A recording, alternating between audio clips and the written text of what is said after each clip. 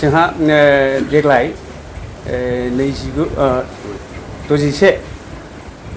माने लोखि फुजा खाम मा होनो मेला बेखौ जोङो 9 थारिखनिफ्राय जागायजेननानै बै 15 अक्ट'बरसिम जोङो खुंफुंगोन आरो लोगोसे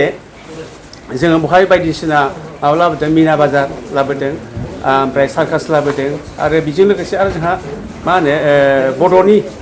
भिडिअ फिल्मफोर देखायनाय जाहैगोन आरो बेजों लोगोसे आरो जोंहा बे फुजाखौ मोजाङै खुंफुंनो थाखाय जोङो जाहाथे खाथि खालायाव जोंहा जौ जुवा जाया बेखौ जोङो गोख्रोङैनो बेखौ माबा खालामनाय जादों माने स्ट्रिक्ट खालामनाय जादों दा आरो लोगोसे जोंहा मा होनो बे मेलायाव जाहाथे साफ्रोमबो जोंहा बे मेलाखौ मोजाङै खुंफुंनो हायो बेखौ जोङो बे लोखि फुजा कमिटि जानानै बयखौबो हांख्रायनाय जायो आरो बेनो माने मेला जानो फैनाय रायजो राजाफोरनि थाखाय स्टेटनि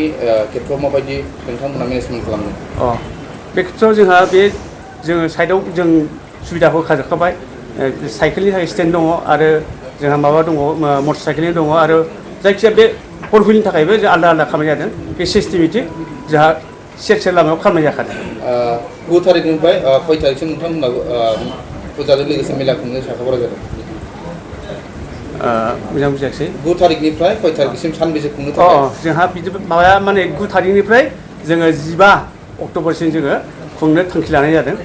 बेनो माने 7 दिन नाथाय गोबां संगठनफ्रा बादा होदों जे मेला खुंनायाव फरायसाफोरनि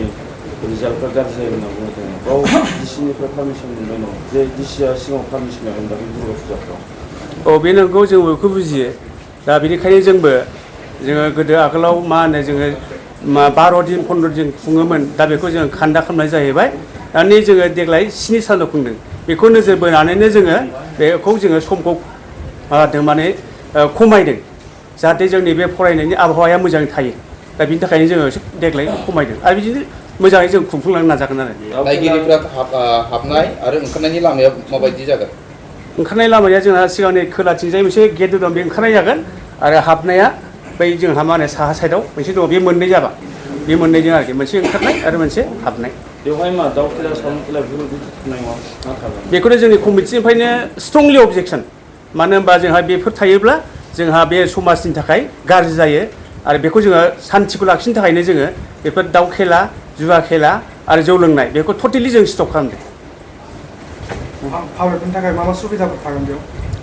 सुबिदायाथ' जोंहा होखाजोबखाबाय जेनेबा जोंहा गारि भारा दोननो थाखाय जों पार्किंखौ बानाय जाखाबाय आरो जोंहा जाहाथे जे मा होनो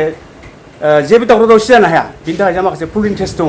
बेजों लोगोसे जोंहा मा दङ पुलिसबो जोंहा रायज्लायखाजोबखाबाय बेखौ जोङो बे हिसाबै जों सान्थिखौ लाखिनो हागोन जों सानदों आरो फुजा होनो फैनाय माखासे रायजोफोर फुजा होनो फैयो बिसोरनि थाखाय माबायदि केपासिटि खालामना होदों बेहाय जोंहा मोननै जोङो मायो मोनसे मुर्ति लोखि मुर्ति दङ मोनसे आरो मोनसे जोंहा ब्रह्म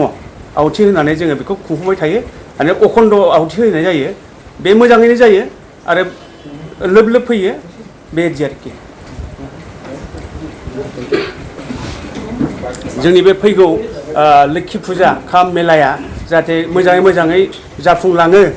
आरो बेखौ जाफुंनो थाखाय आङो दा रायजो राजाफोरखौ बयखौबो हेफाजाब होनो थाखाय आं खावलायनाय थाबाय आरो लोगोसे आङो नैबेहाय बाहागो लाफैनाय जोंनि बे रादाब बुथुमगिरिफोरनि थाखाय आंनि बे लोखि फुजा कमिटि जानानै आङो थोजासे साबायखर बावहरबाय फुटबल अनसायगिरिफोरनि थाखाय गोजोनथाव खौरां फैगौ 9 अक्ट'बरनिफ्राय जागायगोन सेथि inter 6 schedule premier league 2022 BTR सरकारनि गेलेमु आरो लाइमोन अनसाय बिफाननि बानजायनायाव बे लीगनि मेचफोरा क'क्राझार चिरांनि बिजनी बाक्सानि मुसलपुर आरो उदालगुरिनि डिमाकुसियाव खुंफुंजागोन सा सानजा भारतनि 6थि फारिलाइयाव थानाय काउन्सिलफोरनि गेजेराव गेलेमु आरो लोगोआरि सोमोन्दोखौ गोख्रोङै लाखिनायनि थांखिजों बिटिआर सरकारा बे इन्टार 6 शेड्युल काउन्सिल प्रिमियार लीगखौ गिबि खेबनि थाखाय खुंनो सिगांदों बे लीगआव सा सानजा भारतनि मोनजि काउन्सिलफोर फारियै Tripura tribal areas autonomous council Khasi hills district autonomous council Jaintia hills district autonomous council Garo hills district autonomous council Lai autonomous council Mara autonomous district council Chakma district autonomous council, Karbi Anglong autonomous council, Dima Hasao autonomous council, Bodoland territorial रिजियननिफ्राय गासै मोन 10 हानजाफोरा बाहागो लागोन।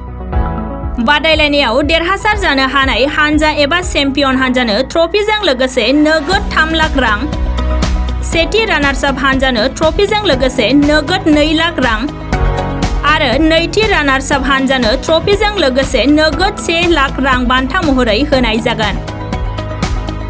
बे सेथि इन्टार 6 शेड्युल प्रिमियार लीगनि गिबि बादायलायनायखौ फैगौ 9 अक्ट'बराव उदालगुरि जिल्लानि डिमाकुसि मिनि स्टेडियामाव बेखेवजेनगोन आरो जोबथा एबा फाइनाल बादायलायनायखौ क'क्राझारनि साइन्स सेन्टाराव खुंनाय जागोन।